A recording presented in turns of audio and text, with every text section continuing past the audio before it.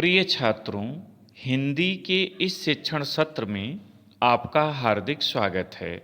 आज हम काव्यखंड के अंतर्गत कविवर बिहारी लाल द्वारा रचित नीति शीर्षक कविता के द्वितीय भाग का अध्ययन करेंगे। इस भाग में हम छंद संख्या 11 एवं 12 की व्याख्या एवं काव्यगत सौंदर्य की चर्चा करेंगे। प्रस्तुत अंश में कवि ने विनम्रता के महत्व तथा धन के प्रभाव का सहज एवं स्वाभाविक चित्रण किया है। छंद देखें। 11वां। नर की अरु नल नीर की गति एकै करि जोई, जेतौ नीचे होय चले तेतौ ऊंचो होय। संदर्भ नीति शीर्षक कविता के प्रथम भाग की भांति लिखें। प्रसंग प्रस्तुत काव्य पंक्तियों में कवि ने विनम्रता के महत्व का वर्णन किया है। कठिन शब्दों का अर्थ देखें। नर माने मनुष्य, अरु माने और, नल नीर नल का पानी, जो पीने के लिए पानी आता है पाइप से, उसी के लिए यहाँ कहा गया है नल का पानी या नल का जल। गति माने दशा, चाल, स्थिति। एकै करि जोई एक समान। जेतो मने जितना, तेतो मने उतना। व्याख्या देखें। कविवर बिहारी जी मनुष्य तथा नल के पानी की तुलना करते हुए कहते हैं कि मनुष्य तथा नल के पानी की स्थिति एक जैसी होती है। नल का पानी जेतो नीचे हुए चले, जितना नीचे होकर बहता है वह उतना ही ऊपर चढ़ता है। अर्थात नल का पानी जितना ही नीचे से जाता है वह टंकी में उतना ऊपर चढ़ जाता है। ये भाव यहाँ लिया है इन्होंने। तो कविवर बिहारी जी कहते हैं कि मनुष्य तथा नल के पानी की दशा एक जैसी होती है। नल का जल जितना नीचे होकर बहता है वह उतना ही ऊपर चढ़ता है। उसी प्रकार मनुष्य भी जितना नम्र आचरण करता है, विनम्रता पूर्ण आचरण करता है, वह उतनी ही ऊंचाई को पहुंचता है, उतना ही श्रेष्ठ समझा जाता है। 12वां देखें। बढ़त बढ़त संपत्ति सलिल, मन सरोज बढ़ी जाए, घटत घटत सु न फिर घटय, बरु समूल कुम्हिलाए। बढ़त माने बढ़ना, संपत्ति सलिल संपत्ति रूपी जल, यहां सलिल माने जल होगा, संपत्ति रूपी जल। मन सरोज मन रूपी कमल, यहां सरोज माने कमल।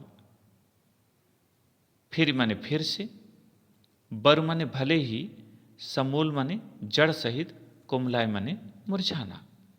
व्याख्या देखें। कविवर बिहारी जी मनुष्य के मन और धन दोनों की तुलना करते हुए कहते हैं, जिस प्रकार तालाब में बढ़त बढ़त संपत्ति सलुल मन सरोज बढ़ी जाए, जल जब बढ़ता है तो कमल की नाल भी उसी के साथ बढ़ती चली जाती है। घटत घटत सु न फिर घटे, किंतु जब जल कम होने लगता है तो कमल की नाल कम नहीं हो पाती, बल्कि जल के स्तर के नीचे घटने पर वह समूल नष्ट हो जाती है, जड़ सहित नष्ट हो जाती है। ठीक उसी प्रकार मनुष्य की इच्छाएं भी संपत्ति के बढ़ने पर बढ़ती चली जाती हैं, किंतु संपत्ति के कम होने पर वे कम नहीं हो पाती, इसलिए मनुष्य समूल नष्ट हो जाता है। भाव फिर से देख लें। कविवर बिहारी जी कहते हैं कि जिस प्रकार तालाब में, सरोवर में जल बढ़ने पर कमल की नाल बढ़ती चली जाती है, किंतु जल के कम होने पर वह नाल पुनः छोटी नहीं हो पाती, बल्कि जड़ सहित नष्ट हो जाती है। उसी प्रकार मनुष्य का मन संपत्ति रूपी जल के बढ़ने पर उसका मन रूपी कमल बढ़ जाता है। जैसे जैसे संपत्ति बढ़ती जाती है उसका मन भी बढ़ता जाता है, उसकी इच्छाएं भी बढ़ती जाती हैं। किंतु जब संपत्ति रूपी जल कम होने लगता है तब मनुष्य का मन रूपी कमल छोटा नहीं हो पाता, नीचे नहीं उतर पाता, उसकी इच्छाएं कम नहीं हो पाती और वह जड़ सहित नष्ट हो जाता है। इन दोनों ही कविताओं पर काव्यगत सौंदर्य देखें।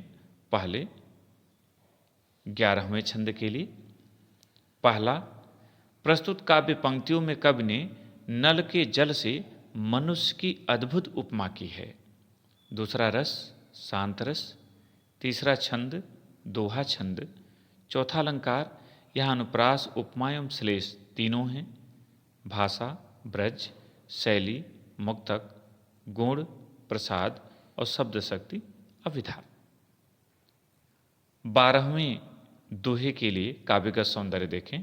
पहला, प्रस्तुत काव्य पंक्तियों में कवि ने कमल से मनुष्य के मन की विलक्षण तुलना की है। दूसरा रस शांत रस, तीसरा छंद दोहा छंद, चौथा अलंकार अनुप्रास, पुनरुक्त प्रकाश एवं रूपक। पुनरुक्त प्रकाश वहाँ होता है जहाँ कोई शब्द एक से अधिक बार आ जाए किंतु उनके अर्थ समान हो। अगर अर्थ बदलते हैं तो वहाँ यमक हो जाता है। भाषा ब्रज, शैली मुक्तक, गुण प्रसाद और शब्द शक्ति अभिधा। प्रिय छात्रों, इस भाग में यहीं तक।